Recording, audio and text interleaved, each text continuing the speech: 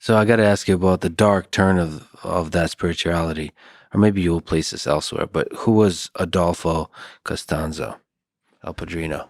This is a guy that comes up in a period. I think he's at that initial period of cartels. This is before my time, and I've talked to some of the people that were there for some of that. I mean, he killed a lot of people. He was exposed and learned through his family ties about some of the Afro-Caribbean spiritualities that are now also exploding as far as influences across the world, Latin America and in the U.S. When I talk about that, I mean Santeria, Palo Mayombe, basically some old spiritual practices coming out of Africa that utilize things like ngangas, which are basically spiritual vessels that have to be loaded with human remains in some cases.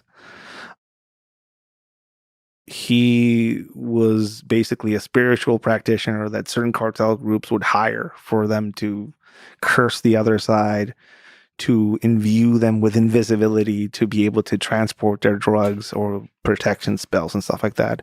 He was very successful at it, apparently, or at least that is the experience of the people paying for some of these practices.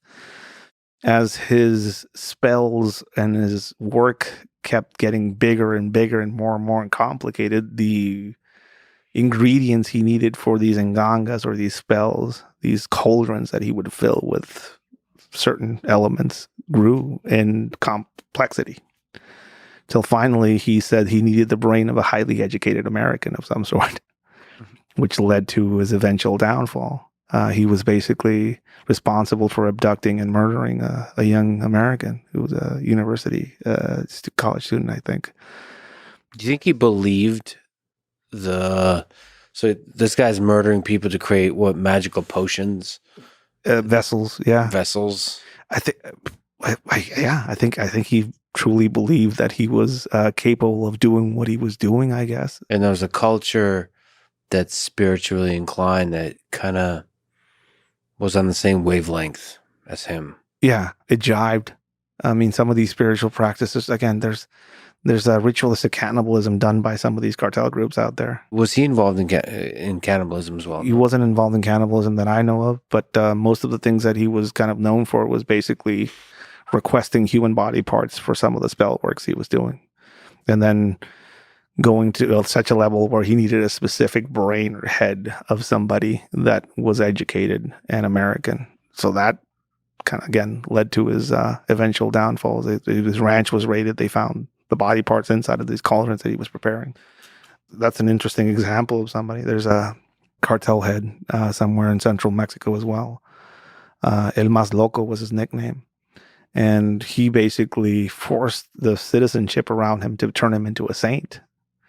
So he made a statue of himself. He was very big into Christianity, specifically kind of like the crusader, mentality and all of that. Kind of imbued himself and some of the people that were around him with that. And there's still altars to his death, to him after he died. He died two times. One time the government declared him that he was killing a shootout, and turns out he wasn't dead.